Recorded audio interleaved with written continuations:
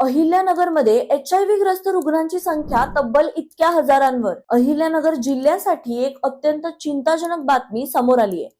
जिल्ह्यात सध्या तब्बल 11,000हून अधिक HIV ग्रस्त रुग्ण उपचार घेत असल्याची बातमी समोर आली आहे. विशेष म्हणजे या रुग्णांमध्ये 18 ते 45 वर्ष वयोगटातील तरुणांची संख्या सर्वाधिक मानली जात आहे. मंडळी, HIV बाबत सातत्याने जनजागृती केली जात असली तरी या आजारावर अजूनही पूर्णपणे नियंत्रण मिळवता आले नाही. संसर्ग झाल्यानंतर वेळेत उपचार सुरू केल्यास रुग्णांचे आयुष्य तब्बल 20 वर्षापर्यंत वाढू शकते.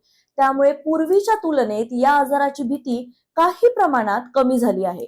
जिल्ह्यात स्थलांतरित मजुरांची संख्या जास्त असलेल्या भागांमध्ये HIV चे रुग्ण अधिक आढळत असल्याचे आरोग्य विभागाचे निरीक्षण आहे.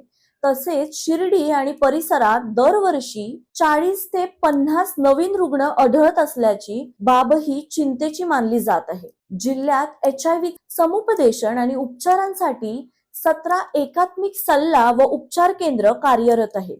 मंडळी, HIV हा लपवण्याचा आजार नाही तर वेळेत तपासणी आणि उपचार करण्याचा आजार आहे. त्यामुळे जागृत राहणे, सुरक्षिततेचे नियम पाळणे आणि गरज वाटल्यास तातडीने तपास करणे अत्यंत आवश्यक आहे.